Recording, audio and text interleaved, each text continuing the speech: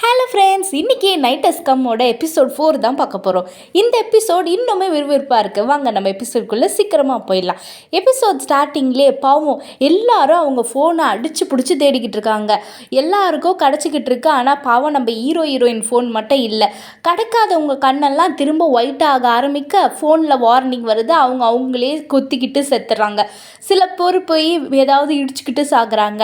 இந்த இருக்கான்ல இந்த ரவுடி பையன், இவன் என்ன பண்ணுறான்னா நம்ம ஹீரோவோட ஃப்ரெண்டு இருக்கான்ல, அவன் இவங்கிட்ட ரொம்ப சேட்டை பண்ணுறான்ட்டு ஹீரோவோட ஃப்ரெண்டு ஃபோனை தூக்கி ஒரு பெஞ்ச் கீழே அடிச்சிடுறான். பாவம் அவனுக்கு மட்டும் ஃபோனே கிடைக்கல.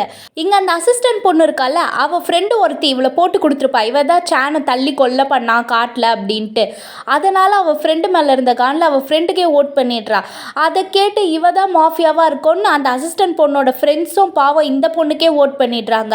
அவள் கத்துறா, நான் மாஃபியா இல்லை, எனக்கு ஓட் பண்ணாதீங்கன்ட்டு. ஆனால் யாருமே கேட்கல. இங்கே ஹீரோயினோட ஃபோனும் ஒரு வழியாக கிடச்சிருச்சு. அவங்க அந்த பொண்ணுக்கு ஓட் பண்ணல, ஏன்னா அவன் மேலே தப்பு இல்லைன்னு தெரியும். அதனால் ஓட்டு ஈக்குவலாக இருக்கணும்ட்டு ஹீரோயினுக்கும் ஹீரோக்கும் மாற்றி மாற்றி ஓட் பண்ணிக்கிறாங்க. அந்த மாதிரி பண்ணால் டை ஆகுமேன்ட்டு. ஆனால் என்ன பிரச்சனைனா, இங்கே பாருங்களேன், அந்த ஹீரோவோட ஃப்ரெண்டு ஒருத்தர் இருந்தால அவனோட ஃபோன் கடைசி வரைக்கும் கிடைக்கல. பாவம் அவனோட கண்ணும் வெள்ளையாக ஆரம்பிச்சிருச்சு. அவனும் ஓடுறான். இந்த பொண்ணு கத்துறா, ஏன்னா இவ பெஸ்ட்டு ஃப்ரெண்ட் அவனுக்கு. போகாதன்றா. ஆனால் அவன் மேலே போய் அப்படியே சூசைட் பண்ணிவிட்டு இறந்துடுறான். பாவம் அங்கேயே அவனும் இறந்து போக நம்ம ஹீரோக்கு மனசே உடஞ்சி போகுது. எல்லாரும் இறந்து போயிருக்காங்க. சில பேர் ஃபோன் கிடச்சவங்க மட்டும்தான் தப்பிச்சு வந்திருக்காங்க.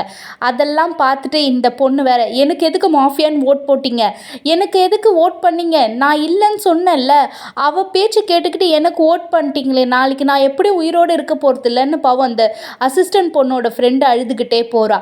இப்படி ஒரு பெரிய கலவரம் நடந்து முடிஞ்சிய 12 மணி ஆச்சுன்னு பெல் அடிக்க அப்படியே தூங்கிடுறாங்க பசங்க. அடுத்த நாள் 8 மணி அலாரம் அடிக்குது, வார்னிங் அடிக்குது. எல்லாரும் அடிச்சு பிடிச்சி ஏந்துக்கிறாங்க. ஹீரோயினுக்கு பாவம் வீசிங் ப்ராப்ளம் இருக்கிறதுனால அவங்களுக்கும் அடிக்கடி இந்த மாதிரி இன்னேலர் யூஸ் பண்ணிக்கிறாங்க. இப்போ எல்லாரும் எழுந்துக்க ஒரு பொண்ணு அலறி அடிச்சு கத்துறா. என்னன்ட்டு பார்த்தா அங்கே, அதாவது நேற்று ஓட் பண்ணாங்கல்ல மாஃபியான்ட்டு, அந்த பொண்ணு இறந்து போய் கிடக்குறா. ரொம்பவே கஷ்டப்படுறாங்க. இன்னொரு பொண்ணு நம்ம ஹீரோ கிட்ட கத்துன்னு கத்துறா, நீ தானே ஓட் பண்ண வேணான்னு சொன்ன, இப்போ இவங்க செத்துதுக்கெலாம் நீ பொறுப்பேற்றுப்பியா, நம்ம ஒழுங்காக கேமை விளையாடி இருந்தால் ஒருத்தர் தான் செத்துருப்பாங்க, இப்போ பார் எத்தனை பேர் அவங்க உயிரை இறந்துட்டாங்கன்ட்டு சொல்ல, இந்த ரவுடி பையன் வேற இதான் சாக்குன்ட்டு, நான் அப்பயே நினச்சேன் இவனெல்லாம் நம்பக்கூடாதுன்ட்டு. அப்போ ஹீரோயின் வேற, அப்பயே நீ உன் ஃபோனை எடுத்து மறைச்சி வச்சுக்கிட்ட, அவன் பண்ண தப்புனா நீ பண்ணதோ தப்புன்ட்டு நம்ம ஹீரோயின் சொல்ல, ஆனால் நம்ம ஹீரோக்கு மனசே கேட்கல. ஏன்னா நிறைய பேர் உயிர் இப்போ போயிடுச்சு. அதனால் அவர் அந்த கோட்டை விட்டு வெளியில் போயிடலான்ட்டு கோட்டு கிட்ட போக அங்கே வார்னிங் அடிக்குது. இல்லை, இதை நம்ம இப்படி முடிக்கக்கூடாதுன்ட்டு அந்த கோட்டுக்கு வெளியில் போல உள்ளே உட்காந்து அழுதுகிட்டு இருக்காரு. இங்கே அந்த ரவுடி பையன் வேற, எல்லாரும் இனிமேல் நான் சொல்கிறத தான் கேட்கணும், இனிமேல் ஹீரோ சொல்கிறத நீங்கள் கேட்கக்கூடாதுன்ட்டு அப்படின்னு சொல்லிக்கிட்டு இருக்கா. ஆனால் ஹீரோயின் இங்கே நம்ம சண்டை போட வரல, இது ஒரு கேம், இதை எப்படி முடிக்கணும்ன்ட்டு நம்ம கற்றுக்கணும் ஃபஸ்ட்டு அப்படின்ட்டு எல்லாரும் சொல்ல ஆரம்பிக்கிறாங்க. ஆனால் சில பேருக்கு சுத்தமாக நம்பிக்கையே இல்லை. சரி, இவங்களோட பாடி எல்லாம் எடுத்து ஃப்ரீசர் ரூம்லையாவது வைக்கலாம், அட்லீஸ்ட் இவங்க பேரண்ட்ஸ் கிட்ட நம்ம ஒப்படைக்கணும்ல, அதையாவது பண்ணலாம், இவங்கெல்லாம் நம்ம ஃப்ரெண்ட்ஸ் தானேன்ட்டு எல்லாரும் எடுத்து இப்போ ஃப்ரீசர் ரூமில் எல்லா டெட் பாடிஸும் வைக்கிறாங்க. ஹீரோவும் மனசை கொஞ்சம் தைரியமாக்கிட்டு வராரு. எல்லா டெட் பாடிஸையும் இப்போ ஃப்ரீசர் ரூம்லேயும் வைக்கிறாங்க. பாவம் ஹீரோ உடஞ்சி அப்படியே உட்கார, நம்ம ஹீரோயின் இது ஊன் தப்பு கிடையாது, நம்ம கேமை முடிக்க நினச்சோம், இன்னும் நம்ம கேமை முடிக்கலை, அதை ஃபஸ்ட்டு பண்ணணும், அப்போ தான் மற்றவங்க உயிரையாவது காப்பாற்ற முடியும்னு ஹீரோயின் சியரப் பண்ணிவிட்டு ஹீரோ அங்கேருந்து போவா. ஹீரோயினுக்கு திரும்பவும் ஒரு சவுண்டு கேட்குது. இது என்ன சவுண்டு அப்படின்ட்டு அந்த போர்வையெல்லாம் விலக்கி பார்க்குறாங்க. ஒரு குடோன் மாதிரி உள்ளே போகுது, ஒரு டென்ட்டு மாதிரி கிட்டத்தட்ட. அப்படியே கத்திட்டு மயங்கி விழுந்துடுறாங்க. என்னன்னு பார்த்தா அதுக்குள்ளேருந்து திரும்பி ஏதோ ஒரு ஆத்மா மாதிரி ஹீரோயின் கழுத்தை பிடிச்சிடுது. நம்ம ஹீரோ வரவே அந்த ஆத்மாவும் அதை விட்டுட்டு போயிடுது. ஸோ என்ன ஆச்சுன்னு தெரியல, ஹீரோயின் திரும்பவும் வீசிங் ப்ராப்ளம் வந்துருச்சு. அப்படியே அங்கேயே மயங்கியும் விழுந்துடுறாங்க. அப்புறம் கண்ணு முழிச்சு பார்க்குறாங்க. அது என்னது அப்படின்ட்டு யோசிச்சுட்டே இருக்காங்க. அப்போ பக்கத்தில் இருந்த அந்த பொண்ணு, நீ எதை பற்றி பேசுகிறன்னும் போது, இல்லை ஒன்றும் இல்லை, உன் காலில் அடிபட்டிருந்ததில் உனக்கு நான் ஃபஸ்ட் எய்ட் பண்ணுறேன்னு ஹீரோயினும் அந்த பொண்ணும் பேசிகிட்டு இருக்காங்க. அப்போ ஹீரோவோட ஃப்ரெண்டு செத்ததை பற்றி பேசிகிட்டு இருக்காங்க, ரொம்ப கஷ்டமாக இருக்குன்ட்டு. இங்கே நான் அந்த ரவுடி கும்பல்லாம் இல்லை நம்ம இதை எப்படியாவது முடிச்சு வைக்கணும், நம்ம தான் இனிமேல் ஓட் பண்ண ஆரம்பிக்கணும், இனிமேல் யாருக்கு ஓட் பண்ணுறதுன்னு நம்ம டிசைட் பண்ணணும்னு இவங்களுக்குள்ள ஒரு பேச்சு வாக்குவாதம் போய்கிட்டு இருக்கு. இந்த ரவுடி போட்டு என்ன சொல்கிறான்னா மாஃபியா யாருன்னு நம்ம கண்டுபிடிக்கணும். நீ தான் மாஃபியான்ட்டு மற்றவங்கள பார்த்து கேட்டுக்கிட்டே இருக்கும் போது இந்த பொண்ணு சொல்கிறா எனக்கு தெரிஞ்சு நீ தான் மாஃபியாவாக இருக்கணும்னு சொல்ல அவள் கொஞ்சம் பயப்படுறா. ஏன் நான் மாஃபியாவாக இருக்கணும்? நான் ஒன்றும் மாஃபியா கிடையாது, ஓகேவா? நான் அவளுக்கு என்னோட ரிவெஞ்சுக்காக தான் ஓட் போட்டேன். நீ எதுக்கு அவளுக்காக ஓட் போட்ட? நான் சொன்னவே இல்லையே உன்னை ஓட் பண்ண சொல்லின்ட்டு. அப்போ நீ தான் மாஃபியாவான்ட்டு அவள் பக்கமே திருப்பி விட்டுட்டா அந்த ரவுடி பொண்ணு. இங்கே 2 பேரும் சண்டை போட்டுட்ருக்க. அப்போ இந்த பையன் பேர் சான் கேட்குறான் அந்த ரவுடி பையனை, நீ எதுக்காக ஹீரோவோட ஃப்ரெண்டோட ஃபோனை தூக்கி போட்ட? அதனால தான் அவன் இறந்தான். அப்போ நீயும் உன் ஃபோனை எடுத்து வச்சுக்கிட்ட, எங்களையும் எடுத்து வைக்க சொன்ன, ஆனால் நீ பேக்கெட்டில் எங்களுக்கு தெரியாமல் வச்சுருக்க. அப்படின்னா இந்த ரவுடி பையன் தான் மாஃபியான்ட்டு அவன் சொல்கிறான்.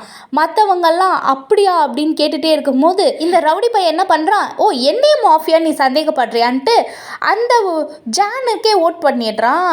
இப்போது அவனோட ஃப்ரெண்ட்ஸ் 3 பேரும் சானுக்கே ஓட் பண்ணிடுறாங்க. பாவம் எல்லாரும் சானுக்கே ஓட் பண்ண ரொம்பவே கஷ்டமாயிடுது. இப்போ மாஃபியாக்கான ஓட்ஸ் ஆரம்பிச்சிருச்சு. ஸோ இப்போ சான் தான் லீடில் இருக்கான். இவனுங்க ஓட் பண்ணிட்டு வந்துடுறானுங்க வெளியே. இனிமேல் எல்லாருமே சானுக்கு தான் ஓட் பண்ணணும், அவனை தான் மாஃபியான்னு நம்ம இன்னைக்கு தூக்குறோன்ட்டு இவனுங்க பேசிக்கிட்டு இருக்க.